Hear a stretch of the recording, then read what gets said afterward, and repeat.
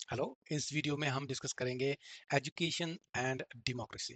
So in democracy जो हमारी real life 18 साल के बाद होती है, तो हम एजुकेशन में डेमोक्रेसी को क्यों इन्वॉल्व करते हैं, क्यों हमारे करिकुलम में ये पढ़ाया जाना चाहिए, क्या हमारे स्कूल्स में कॉलेजेस में इलेक्शंस होने चाहिए, डेमोक्रेसी प्रोसेस होनी चाहिए कि नहीं होनी चाहिए।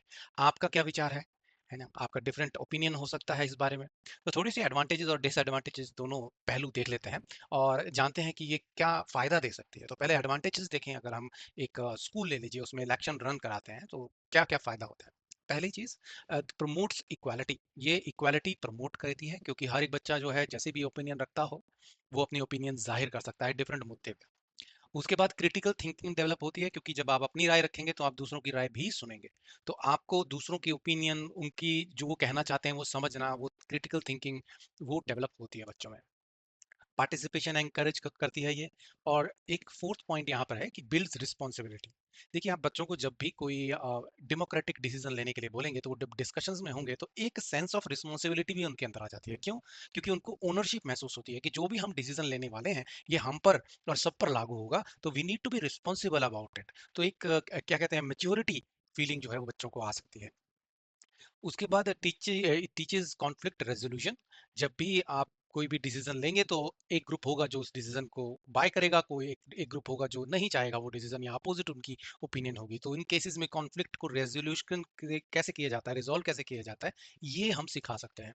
और एक्चुअली हमारा पर्पस क्या होगा कि हम रियल डेमोक्रेसी के लिए बच्चों को प्रिपेयर करें कि जब वो सही में वोटिंग देते हैं, चाहे वो स्कूल्स में है, तो जब वो बड़े होंगे तो वो किस तरह से वोट देंगे।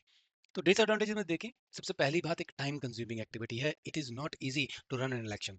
स्कूल में इतने सारे बच्चे हैं, उनको कंट्रोल करना, डिसिप्लिन में लाना, वोटिंग्स करवानी इजी काम नहीं है, टाइम कंज्यूमिंग है।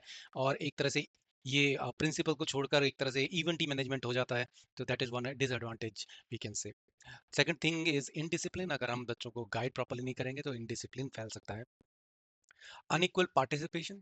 ये ज़्यादातर मैंने देखा है कि ज़्यादातर यही होता है कि सिर्फ कुछ बच्चे हैं जो वही वही पार्टिसिपेट करते हैं।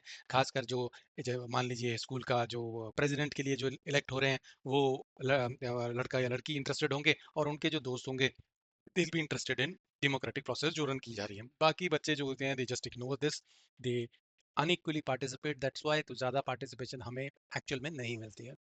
फोर्थ पॉइंट है अनट्रेन्ड टीचर्स। देखिए, हमारे जो टीचर्स हैं they are good for teaching their subjects, but democracy की प्रोसेस को समझाना, बच्चों को ये एहसास दिलाना कि वो जब ओपिनियन रख रहे हैं तो किस तरह से रखनी चाहिए, दूसरों की ओपिनियन को किस तरह से संभालना चाहिए, कॉन्फ्लिक्ट रेजोल्यूशन कैसे करनी चाहिए, तो वो उनमें शायद क्षमता ना हो या वो उस तरह से ट्रेंड ना हो। तो उस मामले में हमारे जो टीचर्स हैं वो अनट्रेंड हो सकते हैं। रिस्क ऑफ कॉन्फ्लिक्ट, क्योंकि बच्चे छोटे होते हैं, तो जब ज़्यादातर कोई बात ऐसी कहता है जो आपके व्यूज़ से मेल नहीं खाती है, तो बच्चे जो हैं बहुत पर्सनल ले लेते हैं उस बात को। और इससे रिस्क ऑफ कॉन्फ्लिक्ट जो होता है, रिस्क बढ़ जाता है कि कॉन्फ्लिक्ट हो जाए। ज़्यादातर आपने कॉलेज इलेक्शंस में देखा होगा, लड़ाइयाँ हो जाती हैं, है ना?